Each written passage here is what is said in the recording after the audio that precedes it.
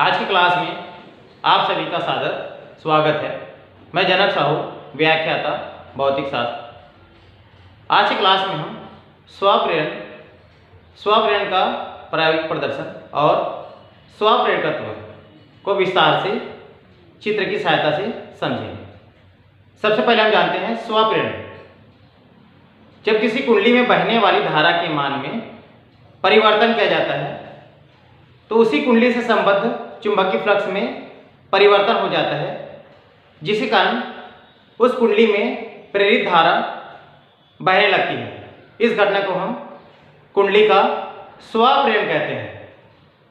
यहाँ स्वप्रेरण का परिभाषा लिखा है और स्वप्रेरण के घटना को समझने के लिए यहाँ एक चित्र बना हुआ है।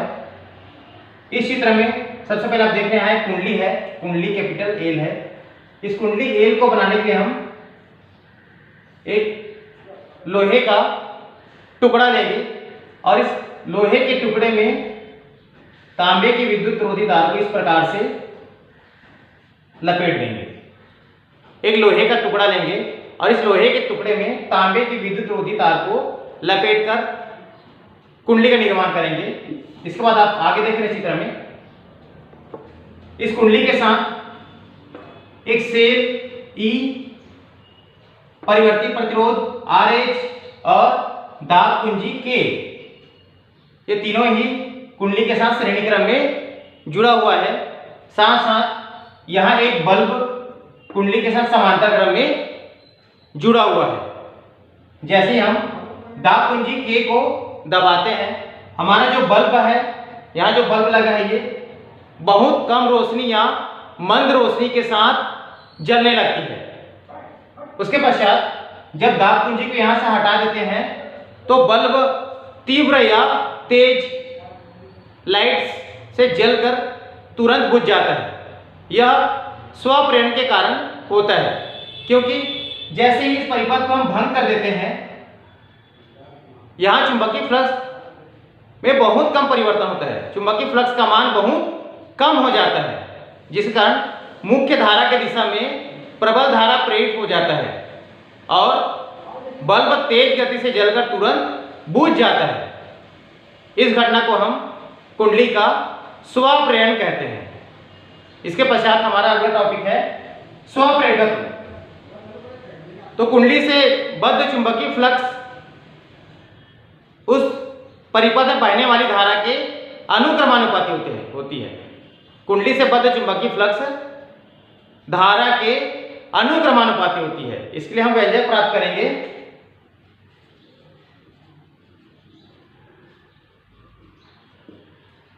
तो मान लो धारा कैपिटल I है तथा चुंबकीय फ्लक्स फाई B है, तब अभी हम समझे थे कि चुंबकीय फ्लक्स धारा के अनुक्रमानुपाती होता है। तो फाई B अनुक्रमानुपाती होगा कैपिटल I। यहां से अनुक्रमानुपाती का चिन्ह हट जाएगा, एक नियतांक आ जाएगा L। इसको मानेंगे समीकरण नंबर 1। फाई B के बराबर Li।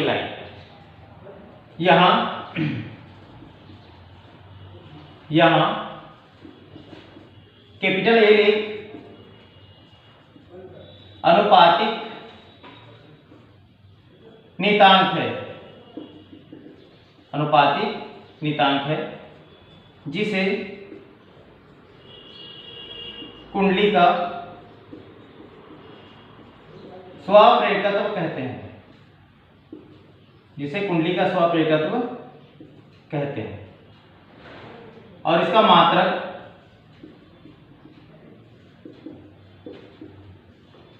हेनरी होता है।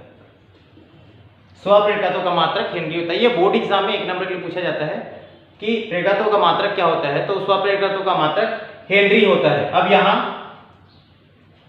I बराबर 1 रख देंगे तो फाई B के बराबर होगा कैपिटल L। I के बराबर 1 रखने पर फाई B के बराबर होगा L, अर्थात किसी कुंडली का स्वप्रेरकत्व आंकिक रूप से उस कुंडली से संबद्ध चुंबकीय फ्लक्स के बराबर होता है जब धारा एकांक प्रवाहित करने पर उत्पन्न होता है। जब धारा के मान को हम 1 रखते हैं या इकाई रखते हैं तब उत्पन्न होता है। इसे हम कुंडली का स्वप्रेरकत्व कहते हैं। इसके बाद यहां जो समीकरण 1 है ये बहुत इंपॉर्टेंट है। इसका आगे हम बड़े जब व्यंजक करेंगे वहां पर इसका उपयोग होगा। इसके बाद फैराडे के द्वितीय नियम लगाएंगे। फैराडे के विद्युत चुंबकीय प्रेरण संबंधी द्वितीय नियम से फैराडे के विद्युत चुंबकीय प्रेरण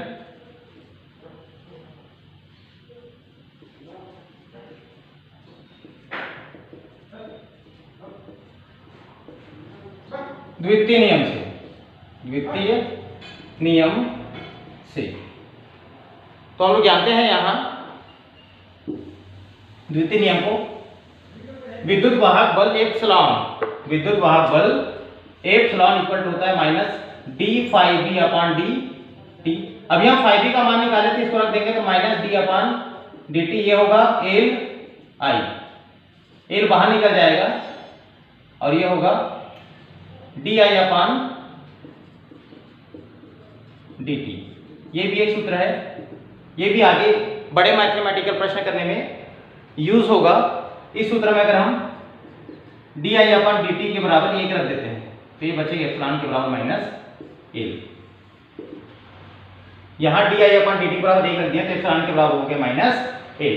अर्थात फिर से किसी कुंडली का स्वप्रेरकत्व आंकिक रूप से प्रेरित विद्युत वाहक बल के बराबर होता है जब धारा में परिवर्तन की दर एकांक होता है तब उत्पन्न होता है। अर्थात धारा में परिवर्तन के मान को 1 रख देंगे तब एप्सिलॉन के बराबर माइनस एल होगा। इस प्रकार से हम स्वप्रेरकत्व का 2 प्रकार से परिभाषा निकाल सकते हैं। एक एप्सिलॉन के बराबर माइनस एल और इसके पहले हम निकालते हैं फाई बी के बराबर एल।